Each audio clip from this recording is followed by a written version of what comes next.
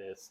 Hey, hello. I think Hi. Dan is never here anymore, so we just assume we're doing it correctly. But hello, It's everybody. Welcome. It's Tuesday. We're here at Fantasy Books and Games, ready to do our comic preview stream. Yeah. So, yeah, let's. It's Tuesday, isn't it? It's Tuesday in it. Yeah. Yes, it is. It is. Let's just jump right into what I always like to start out with. You've been doing this enough times, Celeste. You know that I always like to start off with Yeah. facsimile reprints. I'm starting to get a hang of your Yeah, system. my style. Yeah. This is a reprint of The Brave and the Bold, starring Kid Flash, Aqualad, and Robin. And I know absolutely nothing about this comic, so I'm not. Beautiful. Don't laugh at me.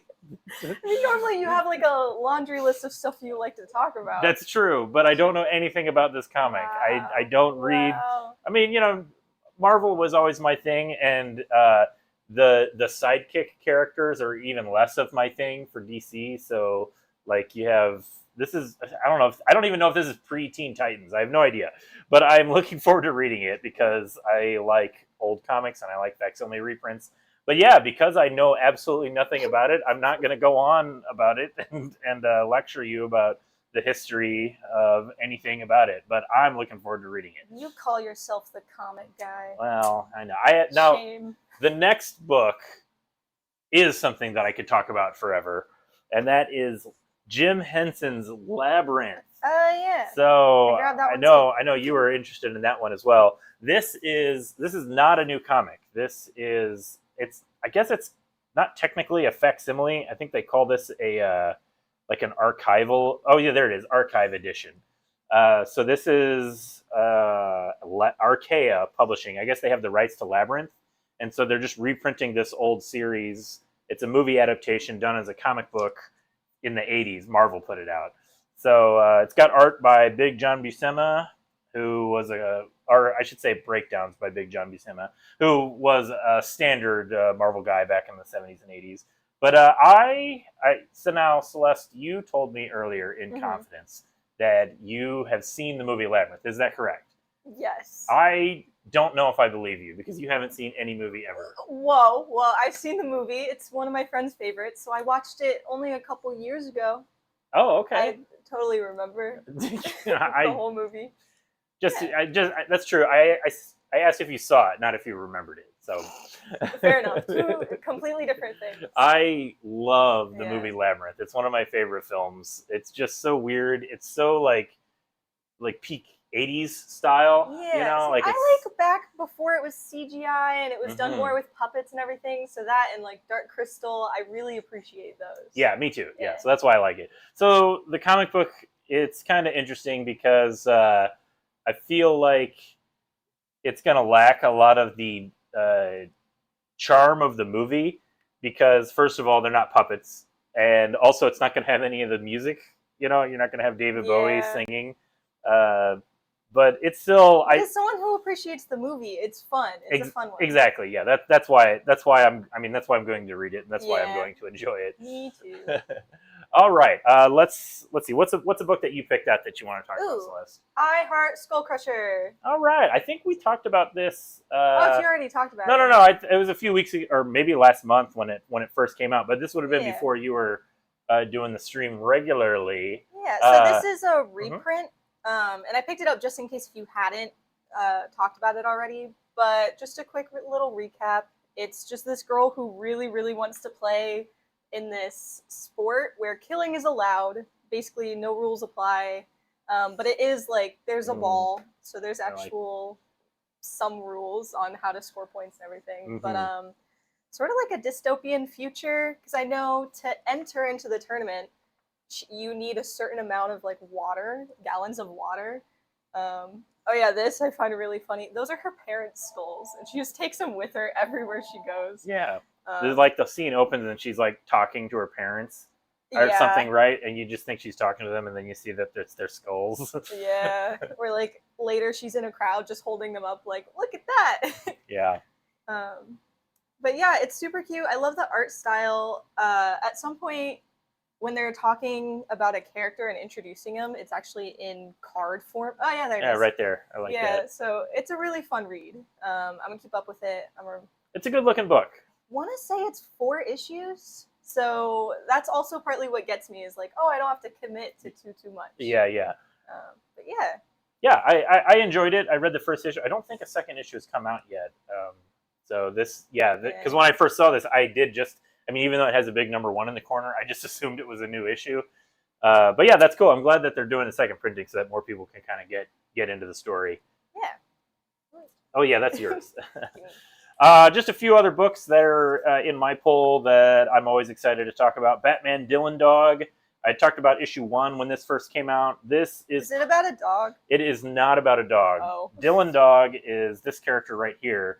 Now, he is not an American comic book character. He is, I think he's Italian. It's from the European comics. Oh. And he's essentially like a paranormal investigator.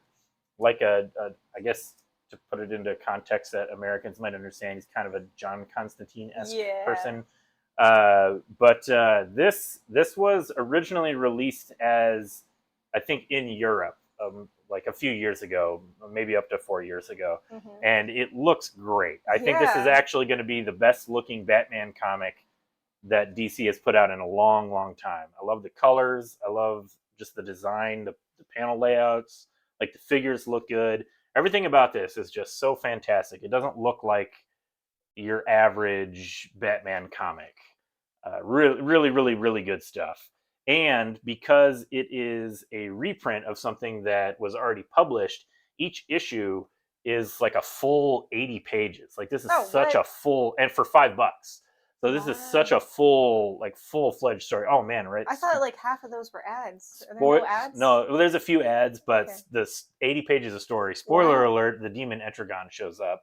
I'm really excited for that. I know you're a big fan of Demon Etrigan. Yeah, I think that's John Constantine too. Yeah. Wow. Yeah, John Constantine. There you go. So he does make an appearance. Yeah, yeah. So this, honestly, one of the best Batman books I've read in a long time.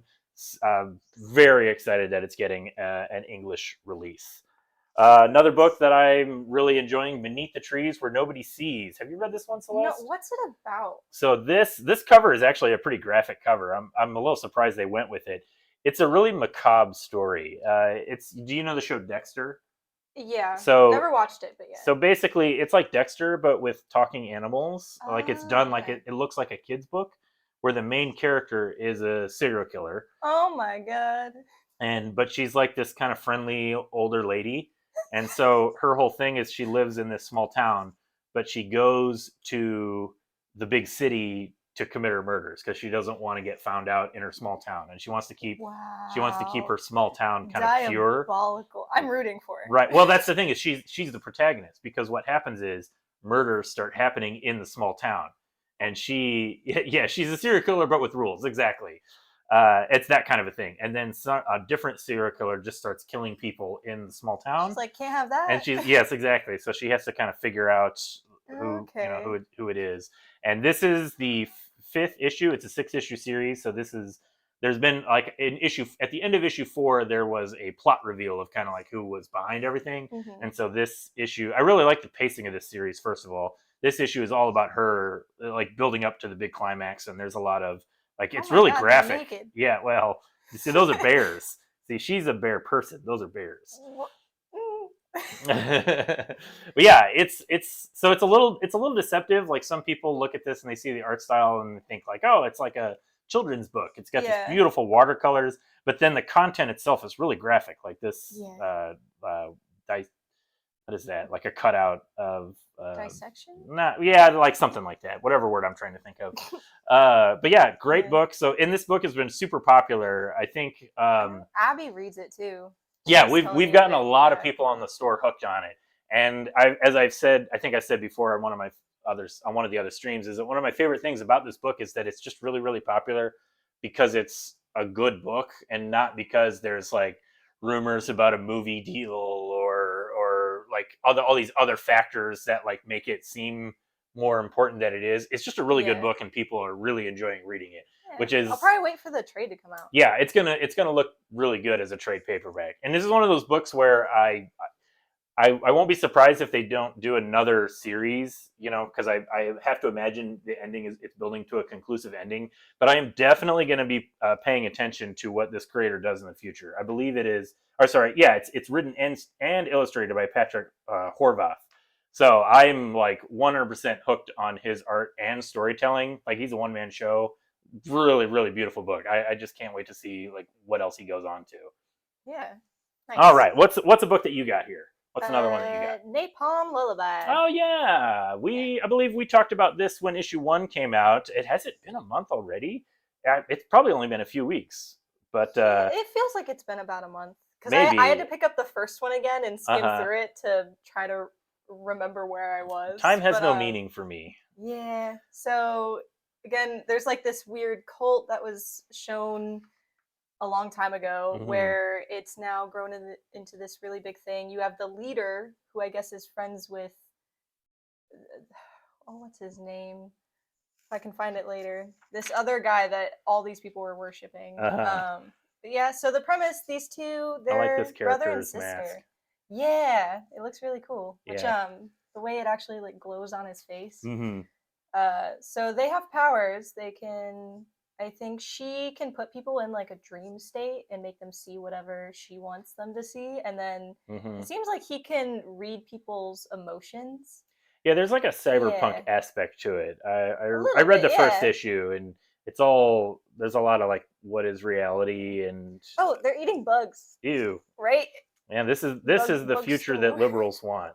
Disgusting. Yeah, there's a lot of talk about like, oh, we gotta fix the world, and so they're rebels. They're breaking into heaven, and yeah, they're gonna try to kill the leader, and Yeah, that's it. it's a yeah. It looks like it's set up to be like I don't want to say straightforward because Rick Remender is not a straightforward kind of writer, but he is a like a structured genre writer, and so yeah, it looks like they're putting together like this plan to like start a revolution for the current status quo. I Hmm. haven't read this issue yet, but I enjoyed the first issue well enough. Yeah. See, There's a there's lot of heaven. there's a lot of commentary about like religion and politics. It's a very like all Rick Remender books. It's pretty nihilistic in its outtake and like what he expects out of people. Like the even the best people are Yeah, usually. because in this case, it's seen as like heaven is corrupt. Like, there's Hmm. definitely something wrong. Hmm. Someone who thinks they're 100% right 100% of the time. I think that was like a quote from there. Yeah, Yeah. that sounds like. So definitely not expecting the best from people. Yeah, for Yeah. sure. Yeah, I mean, Rick Remender, he's a solid guy. The artist is Bengal, who I'm not familiar with, but I like the art in this a lot. Yeah. I mean, when we were just flipping through it, but like it's pretty good looking. Like Rick Remender always See, works I with. just loved all the detail in the over here, Yeah, yeah. like all the background and everything. So they do a really good job with that, like just all of the backgrounds. Yeah, it's a good Yeah. looking book. Another book I've talked about a few times, Unnatural Order. This is issue 4, the conclusion of the story arc, and this is a pretty. I I like this book a lot. It's a pretty interesting setup. It's essentially. I mean, this is issue 4, so it's the climax of the story, but essentially it's like a mashup between fantasy and the real world, where this main character, he's an army soldier and he gets transported to like a Dungeons and Dragons esque fantasy world, but Oh, he retains all of his memories of the it's real an world. isekai. Yeah, it's kind of like that, except it's the real world has been changed into the fantasy setting. So like Oh. all these characters were like he was a barbarian and she was an elf and a sorceress, and then he's trying to change the world back to normal. And so this is there's like a Oh. dragon sorcerer, and so the Yeah. climax to this is kind of like there's a lot of debate about, well, do we want the world to go back to normal? Like we kind of like ourselves as fantasy, and there's some character stakes because he has like his family's dead in the real world, and Ooh. But they're not dead now? well, there's a potential that they would be alive in the fantasy setting. Oh, Uh, that changes yeah, so things. there's Yeah. it's pretty good. I liked it a lot, and it did a good job of like just like talking about like the storytelling style of it. It's written by Christopher Yost, who's he's been around for a while. He's a veteran comic book writer, and I appreciate the structure of it, where it's the 4 issues, comes to a conclusion, but then it sets up like a second 4 issue arc. Just does a really good job of being like a solid story that continues further and just kind of keeps building. I won't spoil everything, like what happens. Like the goal from the first 4 issues was he's trying to change everything back to normal, and I was like, okay, well, if they're going to keep doing more issues, how's that going to work out? And it was actually a pretty interesting ending. I liked where it went. It was very creative, very imaginative. It was pretty good. I'm going to keep up with it. So if there's a lot of these short stories where it's just 4 issues, how many others are there? Like, if I wanted to jump into it, is it? If you wanted to jump into like this book, Unnatural Order, this is issue 4. There's only 4 issues have come out so far. This is the first 4 issues. I'm sure the trade paperback will be out soon, and then issue 5 will be at some point. I don't know. I didn't look at the solicitation, so I don't actually know when it comes out. Awesome. I'll keep an eye out. Another book that I have to just always talk about is Transformers, issue 7. I love Transformers. This issue is notable because this is the first issue that Daniel Warren Johnson is not drawing. He's still writing the book, but it's the new artist, George Corona. And I was a little unsure. I'm not super familiar with Corona's work, and so it's always like a bad sign when your star artist, in this case, like star writer artist, steps down. But I really, really like Corona's art. Like the new, look at those colors. Yeah, it's really bright and colorful. It completely matches. I don't want to say completely matches. Like obviously, Daniel Warren Johnson still has his own style. There's a lot of thinner line work in Corona's work, whereas Johnson's can be really like thick and messy, which is the appeal of it. But I really liked this. Like I thought Corona really like stepped up to the challenge of following Daniel Warren Johnson, who's kind of like the creative, like the indie chosen one. There's a lot of people that just put him so high on a pedestal, and for good reason. He does excellent work. This issue also continued with the trend of the previous issues, just had so many like epic heck yeah moments in it. And this awesome fight between Starscream and Soundwave. It's so good. I love this comic so much. I wasn't even like that big of a Transformers kid, back in the 80s. Were you a Transformers kid in the 80s, Celeste? No. No? Okay. That's fine. You probably liked My Little Pony. I was not born yet. Sure, cool. whatever. But yeah. I watched the movies. That's the extent of my knowledge. Okay. Which I hear the show is better. I don't have anything to say about the Michael Bay movies. Mm-hmm. What else you got for me, Celeste? What do you got? Ooh, Ultimate X-Men. Yeah. By Peach Momoko. Love her. I definitely talked about issue 1 when it came out. So issue 2, I was really excited to see where things went with issue 2. Have you read both issues? Yes. What did you think of this one? I loved it. I thought it carried over very, very nicely from the first to second. Keeps you intrigued and hooked. She makes a new friend in this issue. So that's who you saw on the cover. Yeah. I saw this cover and I thought this was going to be Storm, but it's not. No. It's not. No. But like new character. Lightning Bolt. The lightning bolts are cool. Storm doesn't own lightning bolts. It's true. Yeah. But also white hair. Well, also they're middle schoolers. They're young. They're young. It's true. Yeah. So to have to deal with all of this, because it is some heavier topics, but it's done really well and done in a very like light and funny way, and I love the artwork. Can't say it enough. Yeah, I think this book is definitely carried by Momoko's artwork. Like she's just got a really nice style. A lot of the facial expressions too. So like just the way it I can find like whenever they get startled, or if they're running, the way that the face stretches, I really really like that. Like her down here. It's very manga influenced. I believe she's Korean and it looks like Korean art. But it's really good. I'm still just kind of like shocked reading this because it just feels so out of place compared to the other Ultimate books, like Ultimate Spider-Man and Ultimate Black Panther.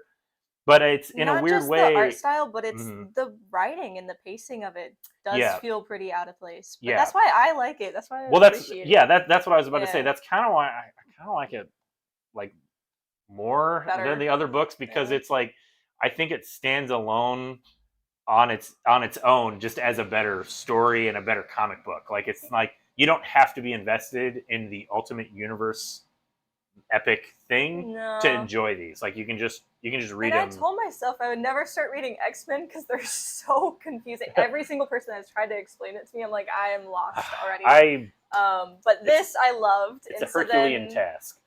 yeah, a bit. But then I picked up Ultimate Black Panther and Ultimate Spider-Man because I'm like, oh, may as well check them out, and now I'm hooked. So Right. yay. Oh, right on. Yeah. Well, they're doing their job then. Getting Yeah, new readers hooked on the apparently. Ultimate books. Well, talking about the X-Men, there is another X-Men book out, X-Men 97. Oh. It's kind of funny, like X-Men is having this weird resurgence, in part because of the success of X-Men 97 animated series. Mhm. But like, there's two X-Men books we're talking about on this stream, and neither of them are part of the regular X-Men comic books. Like it's, Yeah. I don't know, it's just kind of Like funny to me. Side stories. Yeah. But this continues with where the first issue left off. And I think if you are enjoying the X-Men 97 animated series, you can enjoy these comics. Although I don't really, like so far, just these two issues, I feel like none of them feel like essential to the enjoying the animated series. But I do appreciate that they take place in the time between the original animated series, which started airing in '92, and then it was canceled in '97, and then that's why the new show is called X-Men '97 because it's picking up where it left off. But there's some obvious changes that happened between the two series, and so this comic book series takes place in between the two animated series. So it kind of sets up some things. So like if you watched the first episode of X-Men '97, you would know that Jean Grey is pregnant with Cyclops' kid, and so like this issue sets up where they discover that she's pregnant. See, now I'm understanding the memes that were sent in the group chat. Yeah.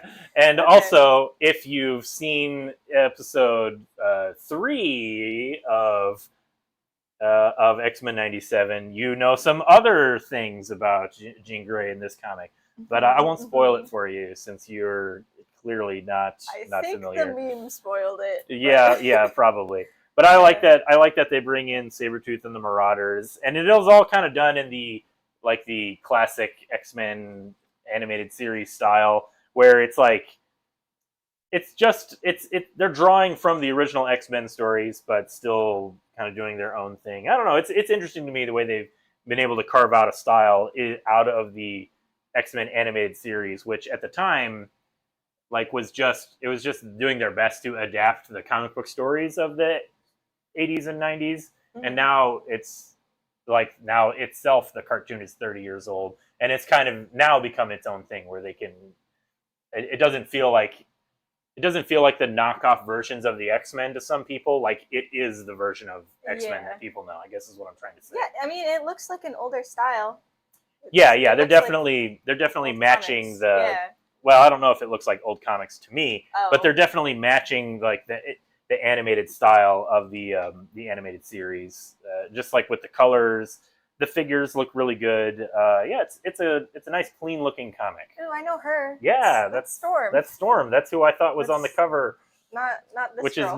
which is not this girl from Ultimate X-Men. Also from X-Men. Yeah. But yeah, two different X-Men comics out in 1 week. Crazy. All right. Now I'm really excited to talk about this next comic that you picked out. What is this, Celeste? Why? Rat City. Rat City. I picked it up because it looks like some sort of cyberpunk thing, and then it also said rat on the cover. So I have a serious question. This is I have a serious question for you, Celeste. Mm-hmm. Do you know who Spawn is? Are you familiar with the comic book series Spawn, the character Spawn? Oh, is that the Scorched thing? Scorched is a Spawn book. Yeah. Okay. I don't know. So this is a Spawn spin-off series. Okay. It's like a cyberpunk future Spawn. Yeah. So I was really, really surprised when I saw that you picked it out. Although not really, because I understand with a name like Rat City, hey, I was gonna look at it when I saw it on the solicits. I was like, "Oh, Rat City, I'll look at Yeah. that." And then I saw that it was a Spawn book, and I said, "Oh, never mind." No, it's So good. did I you liked read it? Yeah, so it's Okay. they're like military guys.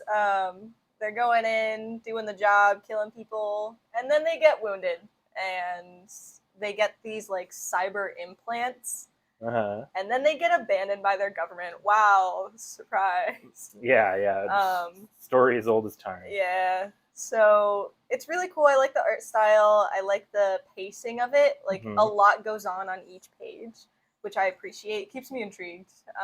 Okay. But yeah, and then near the end, there's just chaos ensues, and I don't really know Does who did Spawn it or show up? why. Is Spawn in this book? Well, I Who's guess I Spawn? guess you wouldn't know. Well, wait, does he have green eyes? I mean, Wait, flip to the end. Spawn looks kind of like that. Wait, flip to the end. We're just gonna spoil this. Spoil this kind. Here, I'm gonna Okay. take it off the Okay. the comic cam. So Now you so show then me. he like he. This is gonna be he- very entertaining to watch Celeste look at this comic I'm book. trying to like Look, tell that's you that's without. Spawn. Okay, yeah, wait. Flip. Okay, yeah, that- that's it's like something, you know. Okay. It takes place in the future of Spawn continuity. So that's I'm glad you liked it. Yeah. You know, now you have like 350 issues of Spawn you need to read in order to catch up to continuity for Rat City. We have those compendiums on the shelf. I don't wanna. I'm sure you can enjoy this just fine without reading the entire Spawn series. But it is Yeah. it's very funny to me that you just picked this up I on a mean, whim. they never once.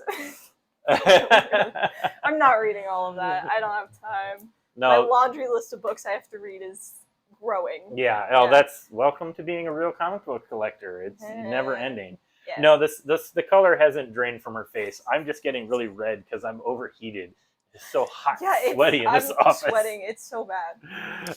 Okay, I'm going to talk about another book, an actual new #1 comic that is Uncanny not. What? It's not a tie-in to Spawn or anything like that. Yeah, this is Uncanny Valley. The Now, art style is so wild. it's kind of all over the place. That's why I looked at it.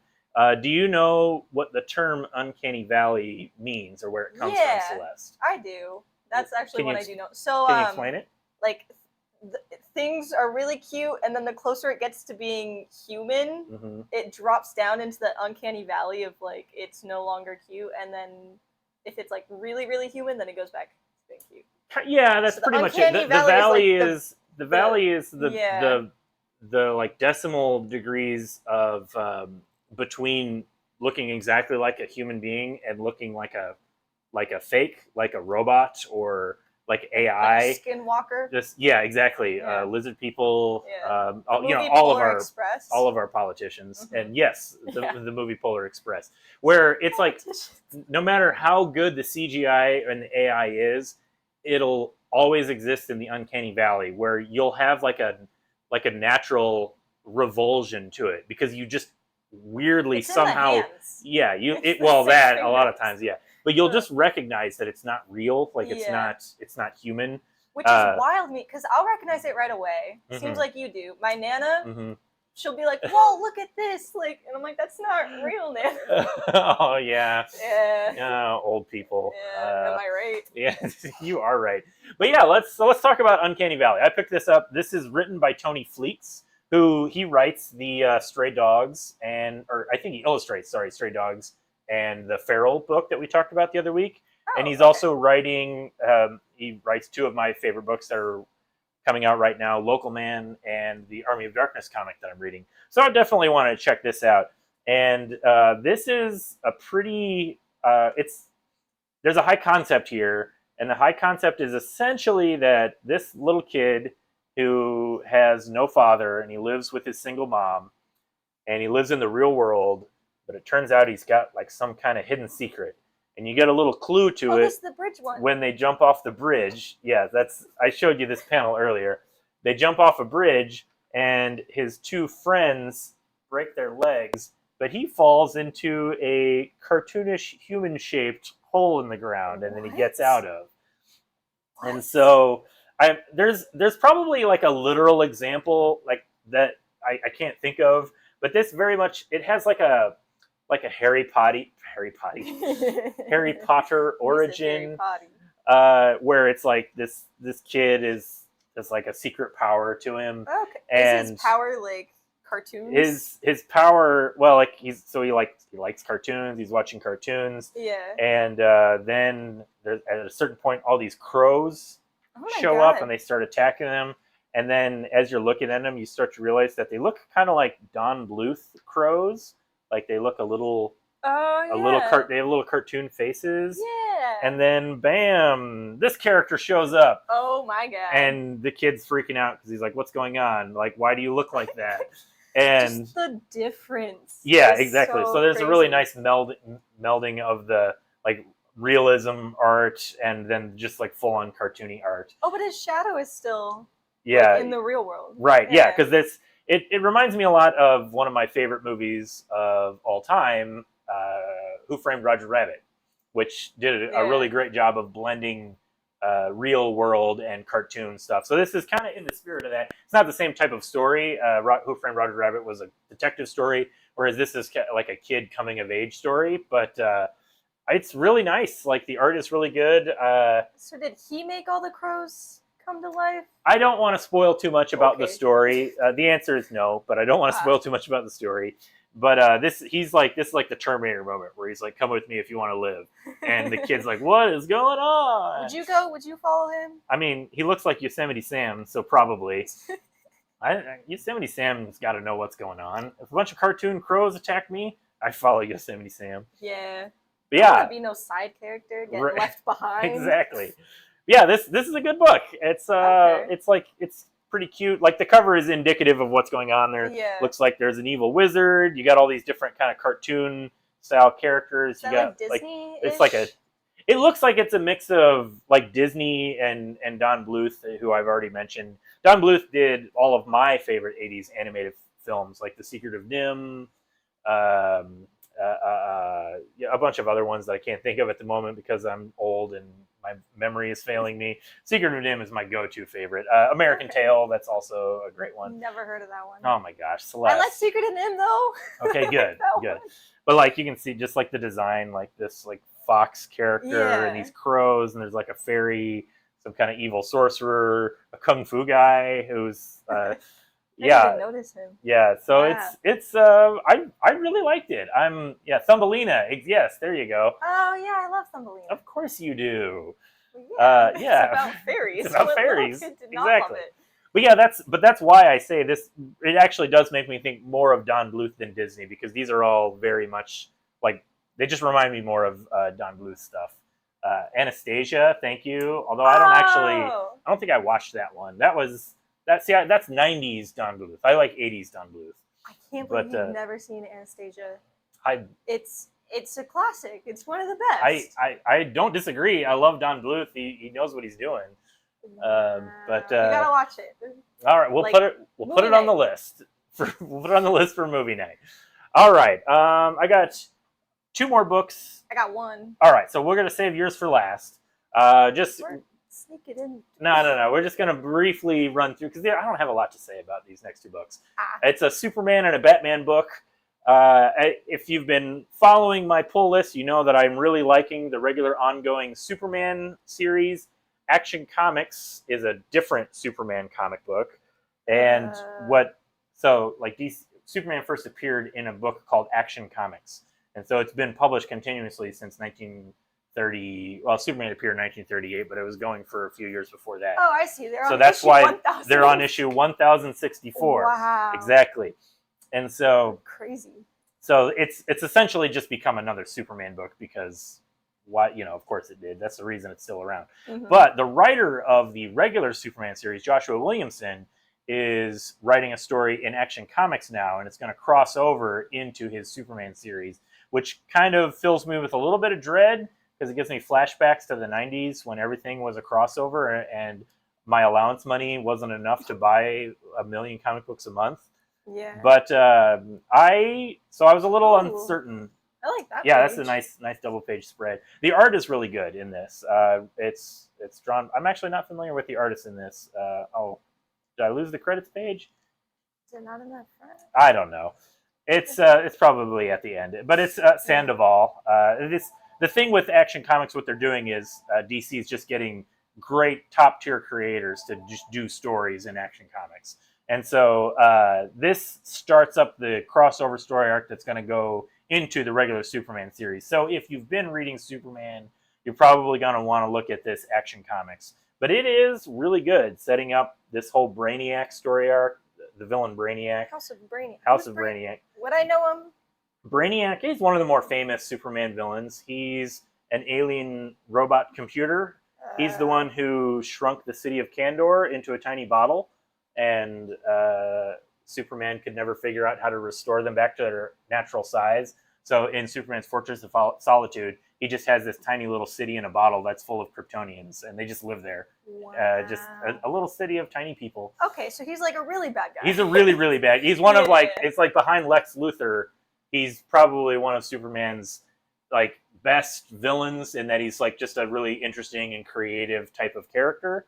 Yeah, and he's one of his more well-known villains. But also, I don't want to not to spoil anything, but if you have been reading the Superman series, there are some kind of plot twists in it that I did not see coming that kind of changed the way you view the last 10 issues of Superman. Is he like in a mech suit? He's in like it's like some kind of like hologram projected mech suit. Oh, because okay. in the story, Lex Luthor's in prison, and Oh. a bunch of Zarnians, which is the race that Lobo is. I don't know if you know the character Lobo. Nope. He's the main man. Ah. I love Lobo, and so this Brainiac teams up with a bunch of Lobos, which, by the way, I really like that they literally are just calling them Lobos, like plural. The Lobo is his name. The name of the race of aliens is the Zarnians. The way you say it sounds like, teaming up with a bunch of bozos. Teaming up with a bunch of bozos. It could be seen that way. But sounds like an insult. It's what I like about this. Like I said, I was a little like, I had to roll my eyes a little bit where I'm like, oh, we're gonna do a crossover, and it's so hard for a crossover to actually justify it being in multiple books, to have like an epic feeling to it, to buy like 2 books a month, or 3 in some cases. Mm-hmm. But this is starting off pretty strong. Brainiac's a great villain. Lobo is a great character. They kind of tease this mystery with Lobo, like why are all these other Zarnians showing it? I know you don't know anything about Lobo, Celeste, so the whole thing with Lobo is that he's just the toughest, roughest intergalactic bounty hunter who he's like as strong as Superman, and he's so strong that he killed his entire race of people on his planet because he couldn't stand the thought of anybody being as strong as him or as good as him. There's a lot. It was originally like played as comedy. Like it was a comedy series, and so he just murdered everybody. Genocide for comedy. For comedy, exactly. That's what I like. So that's why he's he's such a cool character. He's essentially just like the toughest space biker ever. Like, ego on that dude. Yeah. Wow. Oh yeah. But he has a twisted set of morals where he always keeps his word. So if he makes you a promise, he always keeps it. He never backs down. So that's what turns him into this like weird bounty hunter anti-hero. He's not really, he's more of a villain than an anti-hero, but sometimes he's played as an anti-hero because people like him so much. And that's what always happens to a villain that people really like. They kind of become less and less of a villain. They'll give them a story arc or backstory to explain why they did what they did. I cite as an example, I'm all for it. Venom. Venom is like the biggest, like he was originally a psychopath who ate people's brains and wanted to kill Spider-Man. Yeah. And now he's basically a good guy who just sometimes is a little too rough with criminals. Just chomp off bad guys' heads. Yeah, so yeah. It's fine. It's fine. They're bad. It's fine. They One of my favorites is the show Loki.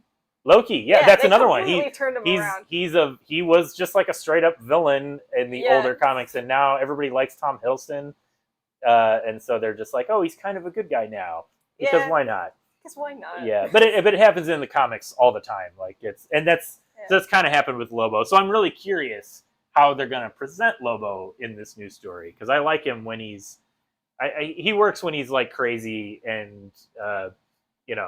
And violent and funny. I mean, he's a bounty hunter, so.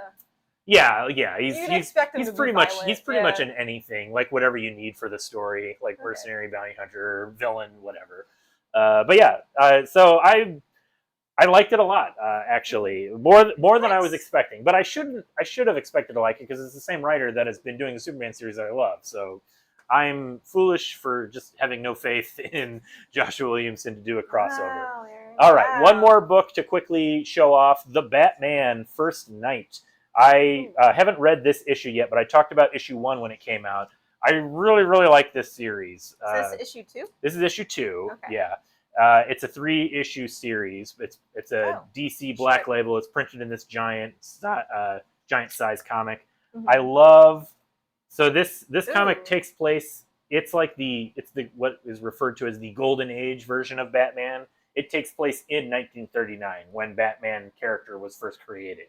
Oh, okay. And so it's like set in early 20th century, and it's like the early version of Batman where nobody knows he exists. They think he's like an urban myth. I really like it. Some of the art is a little too like trying too hard to be like photo traced realism. It works for the setting, the time period. You want it to look really real so that when you have Batman show up, it like it's all looks the weird. Shadows that I'm really appreciating. Yeah. It's this actually just flipping through. Like I said, I haven't read this issue yet, but flipping through it so far, I think it actually looks a little better than issue 1. It's written by Dan Jurgens, who is a veteran comic book creator, and he's written a lot of stuff that I liked. So I'm really looking forward to reading this. Just flipping through it now for the first time, and it's just like so many like cool looking things in it. But yeah, so if you like that type of pulpy, like classic, like it's not even really like superhero Batman. He's more like a pulp fiction character, like the Shadow, which is how the character was first. Like in the early Batman comics, like he killed people, like he used guns just because it was tough times, you know. Yeah. But yeah, so this is good. It captures the spirit of that. Okay. Last one. One more book, and Monsters are my business. So I almost was gonna read this, and I didn't think I would have time. And then you told me you were going to read it, and I said, great, now I don't have to. Okay, so it's got a koala with a chainsaw on the front. Of course I'm going to read it. I mean, if that doesn't sell you, I don't know what will. He's my favorite character, and he has no lines.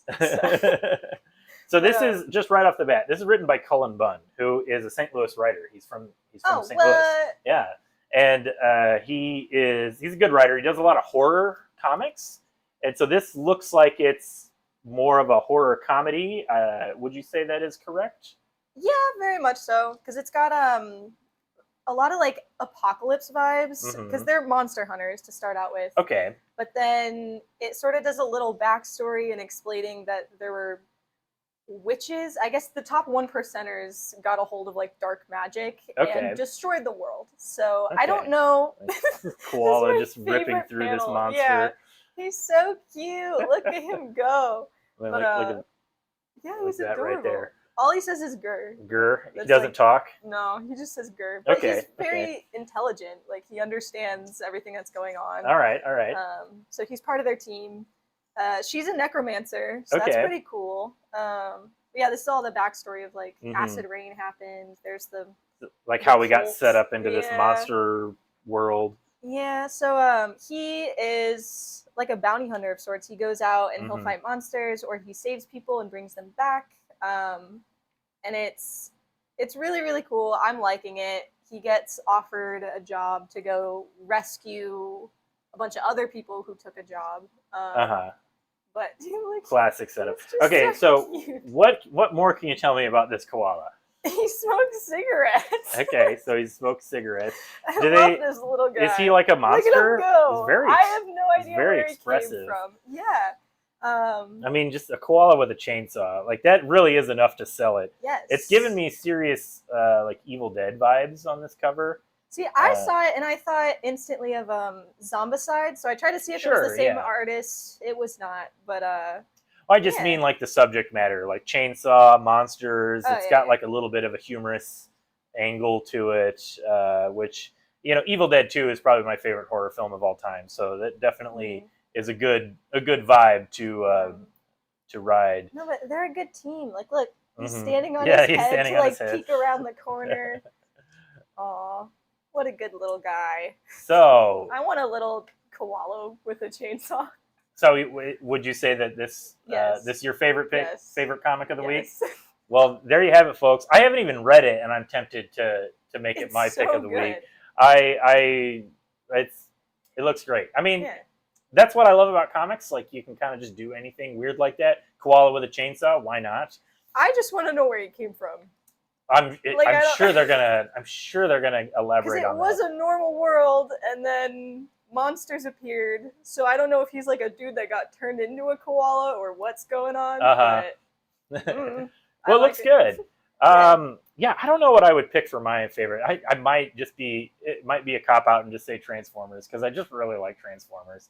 Yeah. But also, I was pleasantly surprised that the new artist could just hit the ground running after following Daniel Warren Johnson, because I was a little worried. I've seen his work; it's good, but whenever you have a creative shift, sometimes things can get lost. But I'm happy to say that that didn't happen.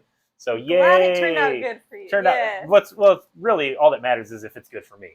Yes. I'm the only one that matters. Screw everybody else. That's right. That's Yeah. correct. All right. Well, I think that's all we got for this week. We Really of course quick. real quick. Yeah. That's right. We got to start talking about Free Comic Book Day. We did not plan that. Go team go. Yeah. So it's the first Saturday of May every year. So this Saturday, or this year, it falls under May 4th. Easy to remember because May the 4th be with you. But yeah, so we're handing out free comics. I think 3 free ones for each person. Yeah, all the information is on the back. Ooh, which way? I can't. You got it. You got it. No, wrong. There you go. So all the information on the back, you get 3 free comics, and then $1 for each one you want after that. We have a nice little drawing competition for kids, and they can create their own superheroes, which this was last year's winner. So she's got light powers. She can make rainbows. She has and control butterflies. them. Yeah, she's got butterflies. She's adorable. Yeah. But yeah, and anybody who is outside the store when we open, they will be entered into a raffle where they can win a free comic once a week for the whole year. A free subscription to a free weekly comic. Yeah, free for weekly a year. comic. I don't know how else to say that. Yeah.